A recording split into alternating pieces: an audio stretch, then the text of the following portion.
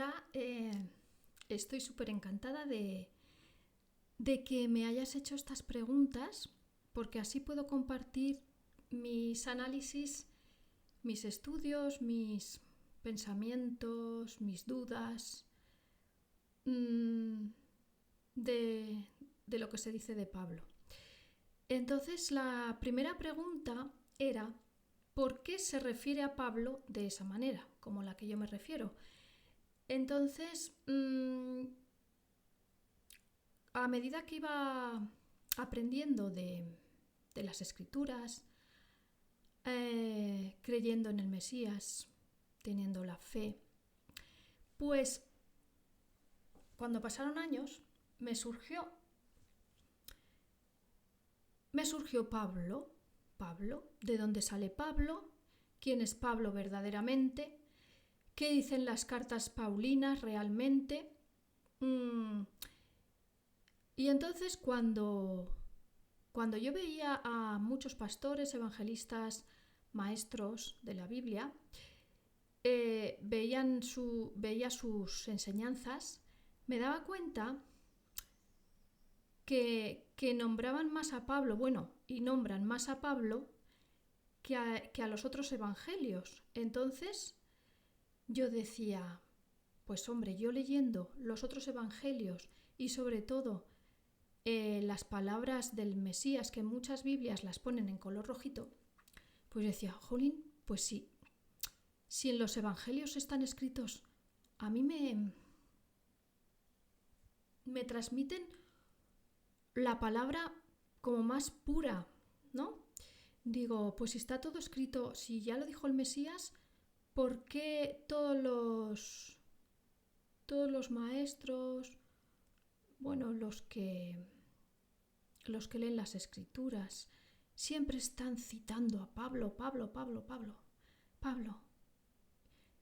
Y yo decía, pues entonces, ¿por qué siempre hablan de Pablo si no citan casi apenas a Marcos, a Juan? Sobre todo, no repiten las palabras del Mesías, lo poco que está escrito, de lo que dijo, que tampoco es que haya mucho escrito. Pero entonces, con todo esto que estoy diciendo yo, no es que yo no juzgue a Pablo, yo no juzgo a Pablo, solo es mi intento de analizar el mensaje que está escrito en esas cartas, en esos escritos. Entonces yo leía las palabras del Mesías en los evangelios y veía que solo con ellas se entendía todo, porque ya todo estaba escrito o está escrito en los 5 primeros libros de la Biblia, la Torá, lo que se llama Pentateuco, pero verdaderamente es la Torá. Entonces, yo veía que estaba ya todo escrito, ¿no? Me daba cuenta, y también me daba cuenta yo, nada más que hacía que pensar y pensar y pensar, darle vueltas a las cosas, no tenía mucha información, tampoco es que la tengo ahora, ¿no? Pero yo comparto lo que a mí me va surgiendo, y si alguien tiene algo más, pues que lo ponga, no pasa nada. Entonces, me daba cuenta que si contaban las páginas de los escritos de Pablo, de las cartas de Pablo, no llega ni a un 10% de toda la escritura. Por ejemplo, si yo aquí así te enseño el volumen, a ver, vamos a separarlo para ver que se vea físicamente lo que más o menos escribió Pablo. A ver, vamos a incluir también la carta de Hebreos. Aquí está, empieza con Hechos. Bueno, pues fijaos, si esto es el grosor de una Biblia, los escritos se supone que están atribuidos a Pablo, es esto. Y esto tiene más peso que todo lo demás, en cuanto me refiero a la ley. La tan discutida ley y los mandamientos, y que si la ley es abolida en la cruz y todas estas cosas. Esto tiene más peso que todo esto, así viéndolo físicamente.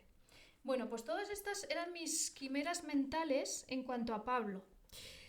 Entonces, pues empecé a... Bueno, y voy viendo y buscando a Pablo. El Mesías no hay que buscarlo porque el Mesías está muy claro, ¿no? Pero voy buscando a Pablo y quién es Pablo. Entonces, en este vídeo no se puede resumir todo. Supongo que para contestar todas las dudas que tenemos y todos los debates que hacemos sobre Pablo, pues no se pueden resumir con este solo vídeo. Entonces, si Dios quiere, pues ya podremos analizar más en próximos vídeos. Entonces, seguimos.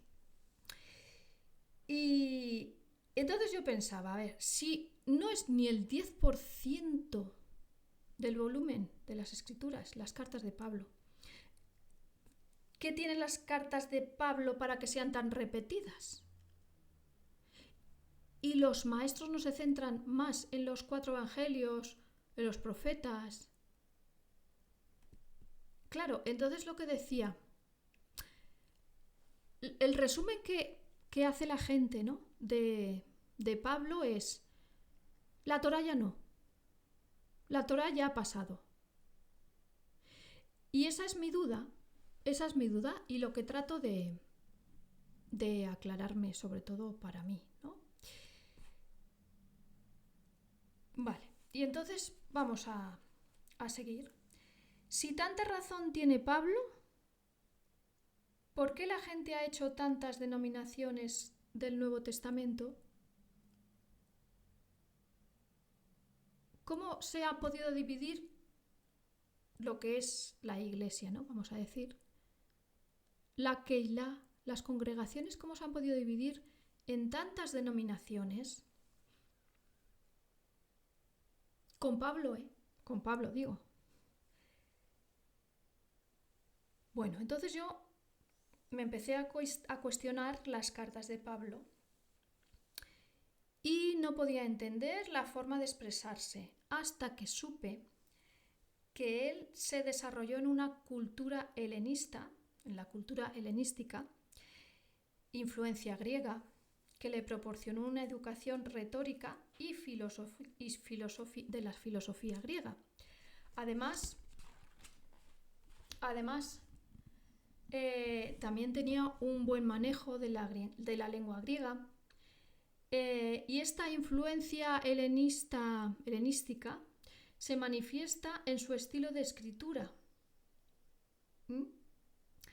Pablo tiene la capacidad para argumentar con argumentos filosóficos. Cuando recordamos esa situación que estaba en el ágora, hablando con los filósofos, debatiendo sobre los dioses, ¿no?, y cuál era el Dios verdadero, el único Dios. Y cuando Pablo veía esas imágenes, claro, tenemos que tener en cuenta que Pablo se educó en su casa, se leía Torá, y además se le enseñaban enseñanzas orales que no estaban aún todavía escritas. Esas enseñanzas orales, que serían el Talmud escrito a partir del siglo, si no me equivoco, a partir del siglo III después de Cristo, empezaron los rabinos a escribir el Talmud oral, que era con lo que siempre debatía el Mesías, con esas palabras orales que iban enseñando los fariseos, ¿no?, todos esos mandamientos orales de hombres. Eso era lo que discutía el Mesías, porque no estaban escritos. Entonces, Pablo conocía muy bien, porque Pablo descendía de la tribu de Benjamín, creo, ¿no?, una tribu de israelita. Y entonces Pablo sabía de los mandamientos orales, de lavarse 7 veces las manos, de encender velas, de hacer todos esos rituales que venían del Talmud babilónico, que luego más tarde se escribiría, porque de momento no estaban escritos. Bueno, pues entonces, a ver, Pablo tiene la capacidad de argumentar de una manera filosófica, con ese desarrollo de argumentos filosóficos, debatía con esas personas, ¿no? Con esos filósofos. Y entonces la comprensión del mundo de Pablo era desde una perspectiva que combinaba el judaísmo con la cultura helenista. Es que siempre nos tenemos que poner en el contexto. Cuando yo voy estudiando, primero, cuando estudiamos las escrituras, pues alguien nos las explica, así, ¿no? Pero luego, si queremos profundizar más, tenemos que ir siempre al contexto de la época. Intentar meternos en la mente de las personas, de las costumbres, desde donde escribían. Entonces, imaginaos, si Pablo, vamos a ver más de Pablo. ¿Quién era Pablo? Pablo de Tarso, ¿sí? Tarso era un centro intelectual importante con escuelas de filosofía y retórica, donde Pablo recibió una formación en la cultura helenista. Entonces, por eso Pablo podía debatir con filósofos, porque sabía de la cultura helenista para presentar su mensaje sobre el Mesías. Esto lo podemos ver en Hechos 17-18, ¿no? Cuando está hablando con esos filósofos. ¿Qué más podemos saber de Pablo? Pablo, por otra parte, el nombre de Saulo era su nombre hebreo, mientras que Pablo era su nombre romano. Los romanos tenían la costumbre de poner 3 nombres. Si no recuerdo mal, era el nombre que le ponían, el nombre de la familia y luego un apodo. Entonces,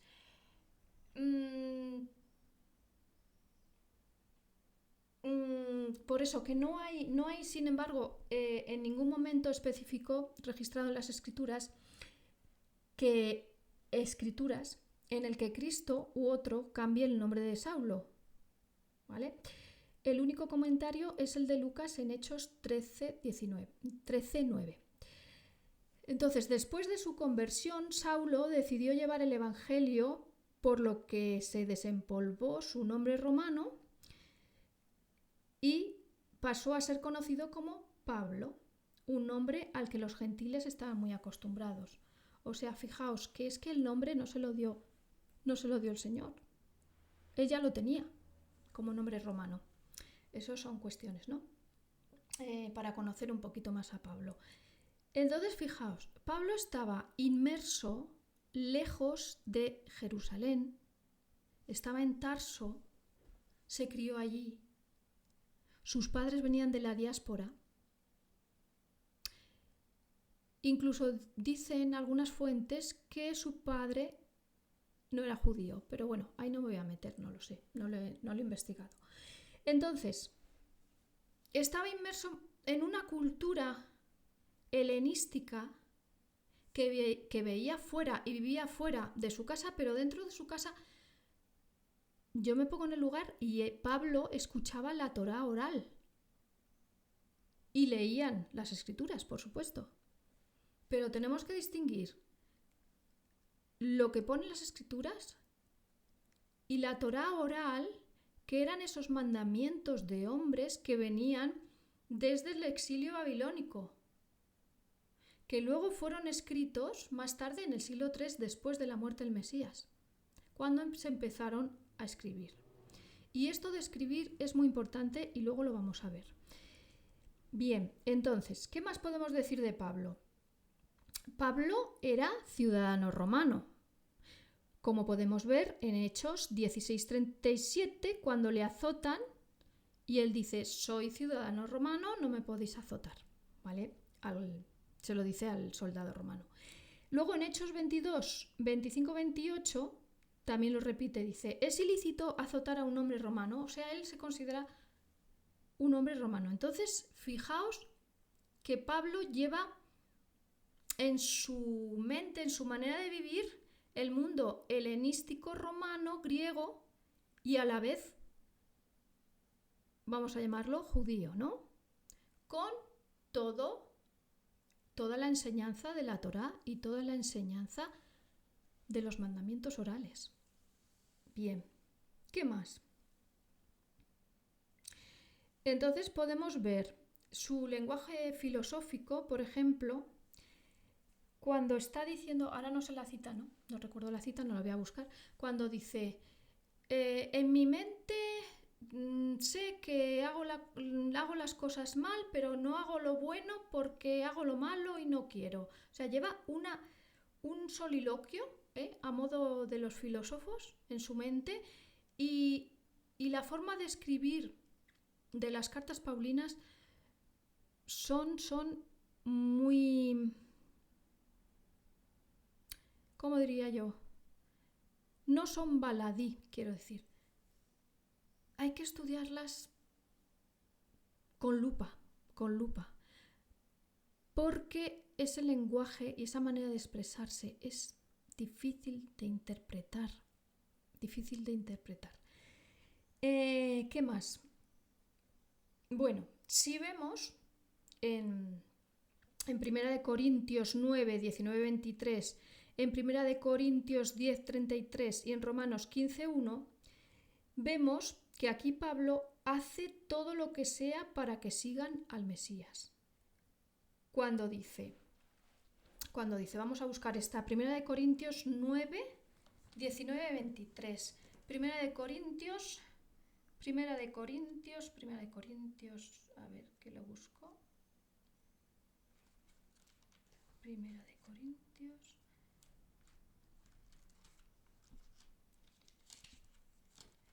Primera de Corintios 9,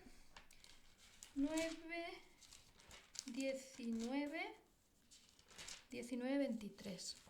A ver, perdona que no lo había buscado antes. Y ahora, a ver, 1 Corintios 19.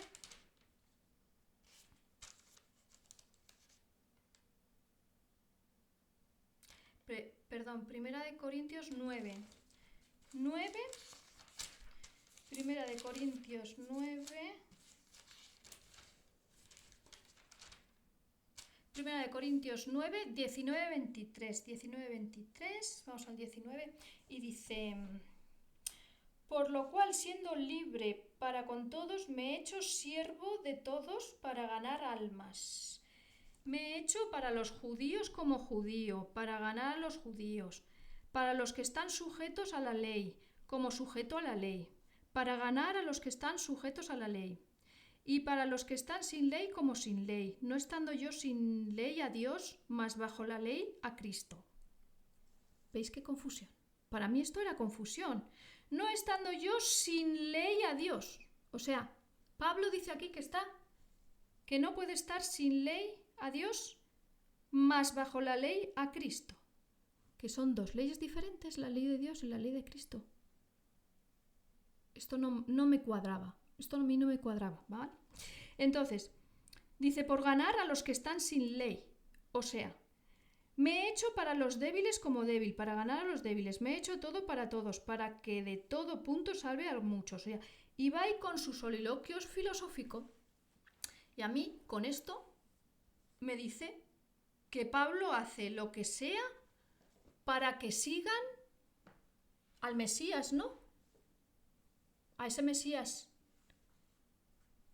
que no se le aparece. Él ve como un resplandor, pero nunca ve a un cuerpo antropomórfico de Mesías. Bueno, luego hablamos de eso. Entonces, si aquí nos está diciendo en 1 Corintios 9 que hace todo lo posible, que se va, o sea, aquí me está diciendo como que se cambia de chaqueta. Me pongo esta chaqueta para estar con estos para que me crean, me pongo esta, me voy quitando, ¿no? Hace todo lo que sea. Entonces la pregunta es, para mí, Cuando Pablo reprende a Pedro, ¿por qué tendría que reprender a Pedro por sentarse en la mesa de los gentiles? En Gálatas 2:11. Se contradice totalmente, porque él dice que se hace a todos, a los débiles, a los fuertes, a los sin ley, a los con ley, ¿para qué? Para convertirlos.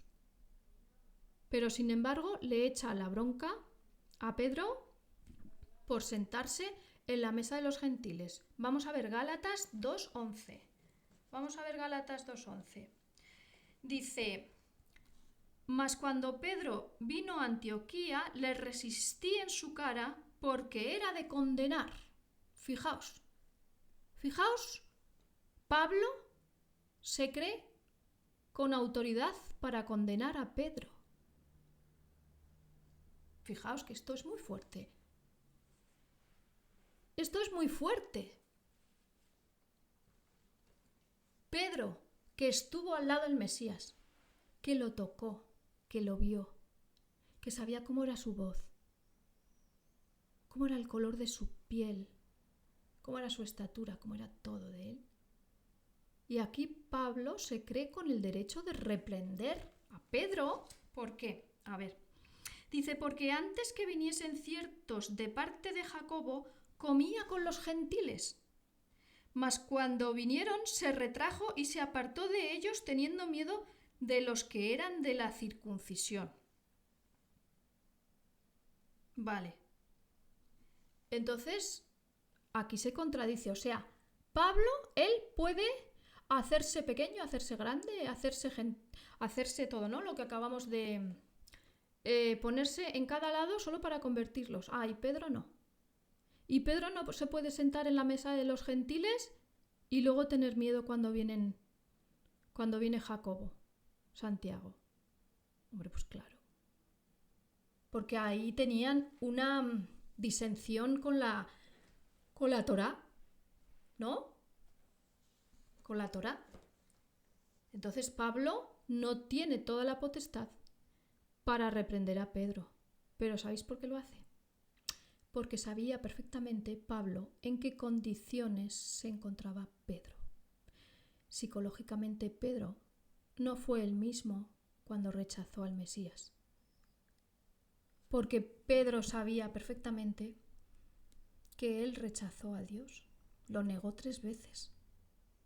Imaginaos vosotros en su papel, en su piel, que estés tú con él, con Dios hecho carne, que lo conozcas, que estés al lado de él, que puedas hablar con él, que hasta sepas cómo era su aroma, ¿no? De piel, su tacto, su voz. Y que luego, después de lo que siempre decía, ¿no? Pedro, que se ponía siempre el primero, yo, Señor, no. Pobre Pedro, psicológicamente quedó hundido cuando lo rechazó. ¿Vosotros creéis que Pedro estaba en disposición de discutir con nadie? ¿Estaba hundido? ¿No tenía? Ya no decía no a nada, por si acaso se equivocaba otra vez a meter la pata. Y Pablo lo sabía, y por eso se metía con él. Pablo, nunca se metió con Juan, ni se le había ocurrido, ni con los otros discípulos. Pero sí que sabía Pablo llevaba el corazón quebrantado por esa negación, por esas 3 negaciones. Entonces aprovechó para reprenderle.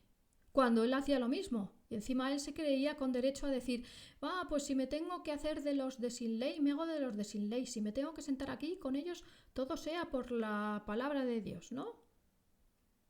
Y Pedro no podía.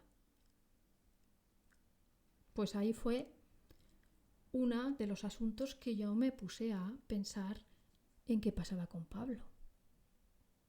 Bueno, seguimos. Entonces, Pedro no estaba en condiciones de llevar la contraria a nadie. ¿O quién iba a ser el guapo? Digo yo. Que después de negar al Mesías podías ir ahí debatiendo. No.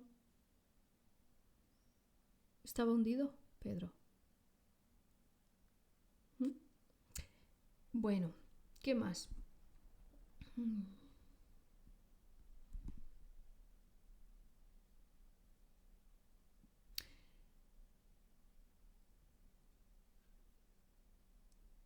Vale, vamos un momento a 1 Corintios 10:33. 1 Corintios 10:33. 1 Corintios 10:33. 1 Corintios 10:33. A ver.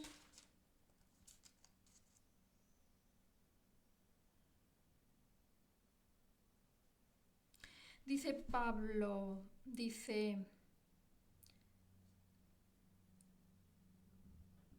no deis ofensa a los judíos ni a los gentiles, ni a la iglesia de Dios. Pero él sí que podía ofender a Pedro, diciéndole, ¿por qué te sientas en la mesa de los gentiles y luego tienes miedo cuando viene Jacob? ¿Que eres un chaquetero? Pues como tú, Pablo, como tú de chaquetero, lo mismo. Y dice, como también yo en todas las cosas agrado a todos, no buscando mi propio provecho, sino el de muchos, para que ellos sean salvos. Pero a ver, Pablo, ¿qué te piensas con derecho? ¿Cómo vamos a saber lo que es bueno para los demás? Pablo no puede generalizar tanto al llevar la palabra, porque la palabra es aguda, es espada de dos filos. Y cuando decía el Mesías, salid del mundo como yo no soy de este mundo. Pero entonces Pablo dice, si me tengo que hacer de los gentiles, me hago. Si me hago de estos, me hago de los otros para ganar almas. Y dice, no buscando mi propio provecho. Pero que Pablo sabía el provecho de los demás. Claro, dice, ¿por qué Pablo quiere agradar a todos cuando el Mesías dijo que por su nombre serían despreciados? Pero Pablo quería agradar a todos, haciendo a medida de cada uno la palabra de Dios. ¿Vale? Entonces ahí son mis dudas sobre Pablo. Entonces, claro, dice, agradando a todos. Pero esto contradice cuando el Mesías dice, si no escuchan la palabra, sacudid el polvo de vuestras sandalias cuando no escuchen la palabra. Esto lo pone en Mateo 10:14 y Marcos 6:11. Y entonces Pablo, la contradicción de Pablo que dice agradado para que ellos, como yo también en todas las cosas agrado a todos. Pero el Mesías decía que no, que a todo el mundo no se podía agradar. Para mí esto es una contradicción. Si el Mesías dice sacudid el polvo de vuestras sandalias cuando no escuchen la palabra, no se tiene por qué agradar a todos cuando predicamos la palabra. Estos versículos son el término de la responsabilidad del destino de esa persona y Dios los juzgará. Nosotros no somos responsables y no tenemos que agradar a todos predicando la palabra. Incluso cuando venga el Mesías en el milenio, muchos lo van a rechazar y lo van a ver y no van a querer. ¿Por qué tenemos que agradar a todos, como decía Pablo aquí? Como también yo en todas las cosas agrado a todos, no buscando mi propio provecho. Pero a ver, ¿aquí a qué provecho se refiere? No está claro, está totalmente ambiguo. Cualquier persona puede interpretar lo que quiera, como yo ahora mismo. ¿Vale? Entonces, Entonces aquí se ve un gran contraste, yo veo un gran contraste de las palabras del Mesías con la filosofía de Pablo. Bueno, entonces, a partir de mis dudas con Pablo, trato de buscar el contexto de la situación, como he dicho antes, y de las personas que escriben las cartas. Bien, y lo que decíamos, imagínate que fuiste directo discípulo del Mesías, como los 12, ¿no? Caminaste, comiste, escuchaste su voz, pudiste verlo en todos sus detalles y muchas más cosas de las que fueron escritas conociste, de las que se han escrito y estaban por escribir. Entonces aquí, y que luego venga una persona que incluso no vivía allí, por la zona, en Jerusalén, por donde se movía el Mesías, que viene una persona de Tarso, que está inmerso en la cultura helénica, y que te venga diciendo y reprendiendo que si te juntas con los gentiles para comer, que luego no sé cuántos, no sé qué, a mí eso no me parece ni normal, ni normal. Entonces, más detalles. Los discípulos estuvieron con el resucitado. El resucitado no se les presentó en espíritu ni era un fantasma. El resucitado, el Mesías, le dijo a Tomás, toca aquí mis heridas. Y Tomás tocó, ¿no? Comió pescado con ellos para que vieran que tenía un cuerpo. Entonces esto contrasta con lo que vio Pablo, un resplandor y una voz, pero si Pablo no sabía de la voz del Mesías. No reconocía la voz del Mesías porque no había estado con él. ¿Cómo sabía Pablo que era el Mesías? ¿Qué más? Entonces, claro, fijaos, la Torá dice, no habléis con espíritu, no habléis con ningún espíritu. Cuando los discípulos hablan con Mesías resucitado, tenía cuerpo, podía comer, le podían tocar, pero Pablo no tocó ni vio, solo vio un resplandor. Y si dice la Biblia que no habléis con espíritu, ¿por qué se iba a contradecir Dios con Pablo? Mis dudas, esas son mis dudas. Luego, palabras del Mesías dice en una escritura, dice, y cuando os digan que si está en el desierto o tal, no le creáis. Pablo vino del desierto de Damasco, cuando se cae del caballo.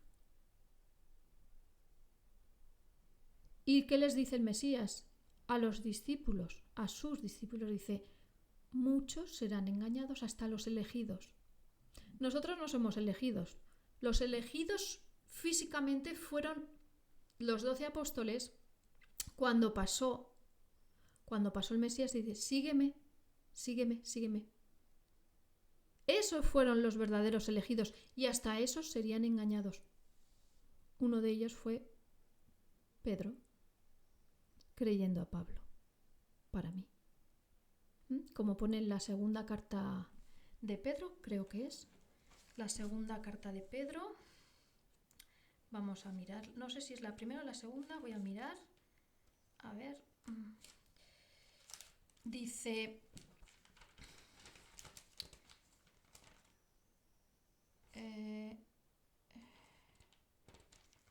un momento, es en la segunda.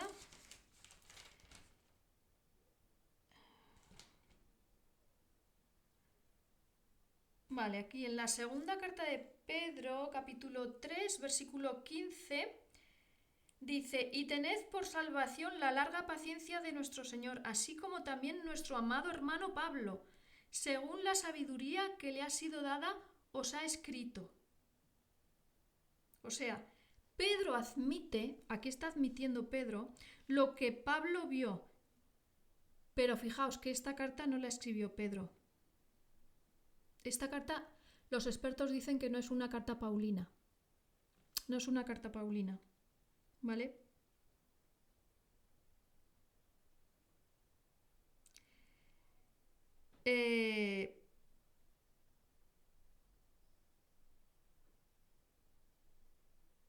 Esto fue compuesta hacia el año 120. Entonces, de todas maneras, fijaos, fijaos que Pedro, como decía antes, ya no puede negar a nada, a nadie, ni a nada, porque está psicológicamente, cognitivamente, emocionalmente, está bloqueado por lo que le pasó. ¿O os pensáis que eso se olvida rápidamente? Si estáis con el propio Dios, que luego supieron que era Dios, después cuando resucitó, antes no. ¿Y haberle negado, eso se pasa a los 3 años? No, eso se lleva para toda la vida. Y eso es lo que le pasó a Pedro. Pedro no podía ya discutir con nadie, ni negar nada, porque dice, si niego algo y luego no es, voy a meter otra vez la pata. Entonces por eso dice aquí, según la sabiduría de Pablo que le ha sido dada. No dudó de Pablo. Pero fijaos que en los evangelios, que fueron escritos después de las cartas de Pablo. Y ahora vamos a decir por qué. Si hubiera sido algo tan relevante la aparición del Mesías a Pablo, los evangelistas lo hubieran registrado, hubiera quedado registrado, pero no. Bien, ¿qué más? Vamos a hablar un poquito del acto de escribir, y cómo después de la muerte del Mesías, pues se empezó a escribir sobre el Mesías. Tenemos que saber algo. Las escrituras, la Torá, es algo tan sagrado que no se permitía hacer anotaciones en la Torá. Cuando los rabinos, cuando el sumo Cohen, ¿no? Cuando se abría la Biblia, la Torá, se explicaba oralmente, y con la escritura oralmente cada maestro la explicaba, pero nunca se podían hacer anotaciones en la propia Biblia. No, y está prohibido, porque ya sabéis que dice el versículo, no añadiréis ni quitaréis a la palabra. ¿Por qué pone eso? Porque se sabe que el hombre, cuando empieza a escribe según su entendimiento, y eso no quiere el Eterno que escribamos en sus escritos, en los libros, en la Torá. Por eso tenían prohibido escribir. ¿Y qué hacían? En casa transmitían la Torá oral, que esto se confundiría con el Talmud, la Misdrah, todos los libros escritos que salieron en el año 300 después, 200, 300 después del Mesías, de la muerte del Mesías. Empezaron a escribir todos estos libros orales, todas las enseñanzas orales las recogieron los rabinos y lo empezaron a escribir, pero esto estaba totalmente prohibido. Esto lo sabían perfectamente los discípulos del Señor, que no se podía escribir nada de la Torá. Y ellos sabían perfectamente que El Señor Jesucristo, Yahshua, hablaba de la Torá. Entonces, imaginaos, si los discípulos estuvieron esos 3 años con el Mesías, acompañándolo, ¿no? Intermitentemente, pero viéndolo en persona, es lo más fuerte que le puede pasar a una persona en su vida. Es la experiencia más fuerte que te puede pasar en la vida. Y les pasó a ellos, a los 12. Después de todo lo que vivieron, todo lo que conocerían, lo que le explicaría el Mesías, que no está escrito. ¿No? Como dice en Juan, dice, y todas las cosas que no se podrían escribir de todo lo que dijo el Mesías. ¿Cómo ellos, después de su muerte, os pensáis que ya se van a poner a escribir ya como si fuera esto un anuncio? No.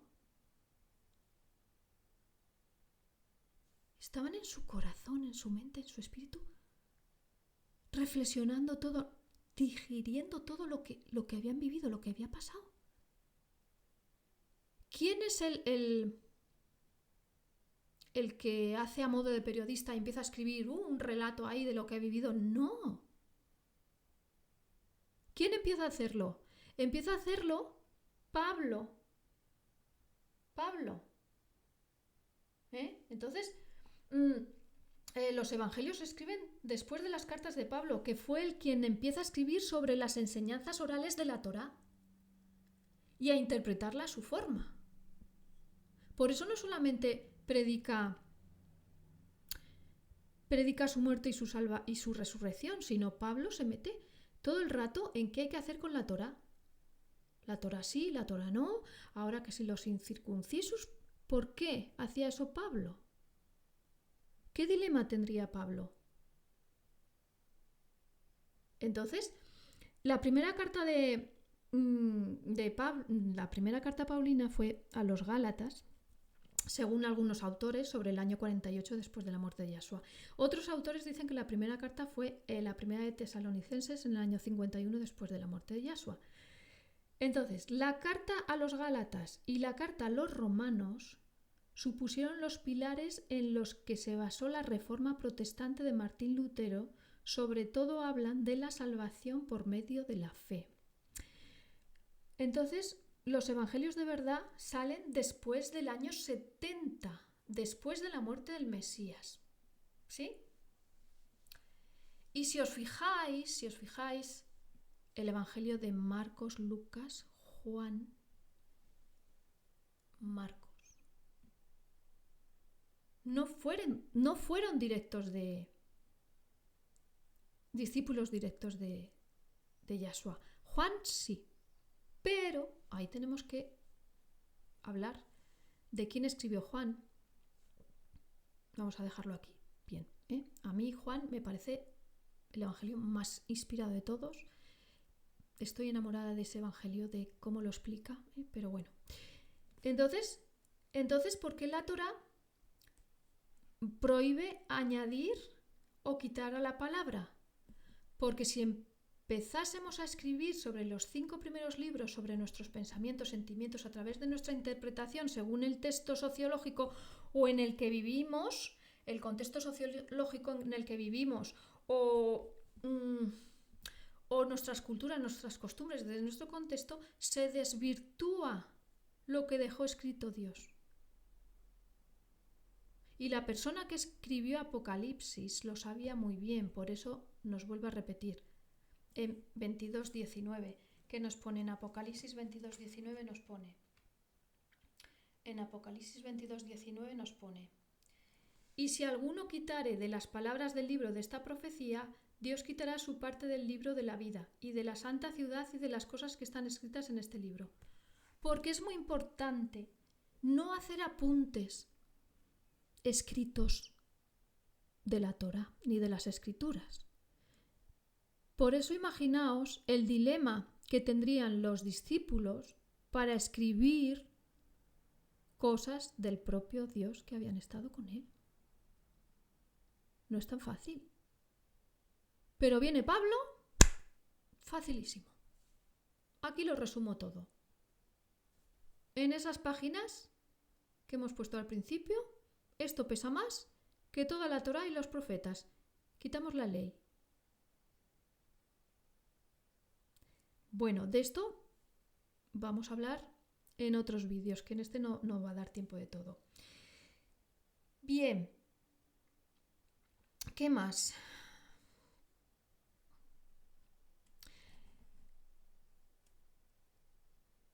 Entonces, fijaos, por eso cuando vamos a enseñarle la palabra del Eterno a alguna persona, lo mejor de todo, ¿qué hacemos? Lee tú el versículo, porque nuestras palabras no son suficientes. Si la persona lee el versículo que está escrito, entra más al Espíritu. Pero lo que hace Pablo es meternos en dudas, en discusión y en debates. Ahora mismo estamos ahí, debatiéndolo, ¿no? Yo, por ejemplo. ¿Por qué? Porque es confuso, totalmente. Totalmente. Entonces, fijaos, por ejemplo, la pregunta ¿no? Que agradezco mucho que me hagas, pues por eso me refiero a Pablo de esta forma. Por todas estas cosas y por muchas más que tengo que decir, pero que no me da tiempo en este vídeo. Entonces, la segunda y la tercera pregunta que me haces dice: si fuera como usted dice, ¿por qué el Señor no escogió a Pedro? Sí que lo escogió, pero Pedro no tenía que escribir nada. ¿Ves? ¿Por qué? Porque lo prohíbe la Torá. ¿Qué tenían que hacer? Hablar del Mesías y de la Torá. Pero el Señor no mandó escribir de mí, porque Él ya lo había escrito todo. Dice mucha gente, es que Jesucristo no escribió nada. No, pero sí, es que ya lo escribió. Si es Dios. ¿Vale? Entonces esa pregunta estaría ya. El Señor escogió a Pedro, no a Pablo. Y hasta los escogidos serían engañados. Uno de ellos el pobre Pedro. Pobrecico. Además fue apabullado por Pablo. No tenía bastante con negar eso. Y con lo que le dijo, Pedro, tú me quieres, Pedro, tú me quieres, Pedro, tú me quieres. Horrible que te diga eso el Señor. Pero llega Pablo y aún le machaca más. ¿Veis? Bueno, y la tercera pregunta dice, ¿por qué entonces después de Mateo, Lucas, Juan y Marcos solo son cartas de Pablo y no escogió el Señor a otro discípulo de los que andaban con él si eran testigos de los milagros del Señor? Es que como acabamos te acabo de decir, primero Pablo se saltó la ley y empezó a escribir esas cartas. Pero Dios no dice que escribamos, sino que leamos la Torá, que vayamos a las Escrituras. Además, cuando estaba el Mesías vivo aquí en la tierra, lo que hablaban no estaban escritos los evangelios. Lo que leían ellos era de la Torá, del Antiguo Testamento, que no se llama Antiguo Testamento ni Nuevo Testamento, que eso lo puso Marción de Ponto, de la religión marcianita. Otro día hablaremos de este personaje. Yo no sé si sería la mano negra que metió ahí en las cartas de Pablo, porque tenemos que decir que las cartas de Pablo auténticas no queda ninguna, todos son copias. No es como los escritos de Juan, que sí que quedan papelitos, ¿no? Originales. Ahí ¿cómo se llaman? El papiro de Ron Ayran, creo que es. Pero de originales de Pablo no hay. Todos son copias de copias de copias. No estoy juzgando a Pablo, estoy diciendo de las cartas paulinas, de los escritos paulinos, y a lo mejor Pablo con toda la buena intención, pero hubo alguien, una mano negra, que metió mano ahí. Porque todo es contradicción, Pablo. Bueno, ¿qué más? ¿Qué más? ¿Qué más? ¿Qué más? Entonces, la pregunta de esa de por qué no los eligió, si ya los eligió. ¿Cuándo ponen en los evangelios que les manda escribir? No, les manda que vayan a predicar, ¿vale? Bien, entonces, ¿qué más? Entonces, el escollo, otra cosa sí que podemos decir, el escollo de Pablo es la circuncisión, sobre todo. Y esto es muy importante dentro de los aspectos políticos de aquella época. Y bueno, incluso de esta, ¿no? Porque siempre cuando sale alguna noticia es que la circuncisión y la gente es como que es un recelo, ¿no? Como que va ahí a la conciencia, a la inconsciencia y es como un rechazo. Cuando se le dice a un gentil algo de la circuncisión ya dice, no, judío no, ¿no?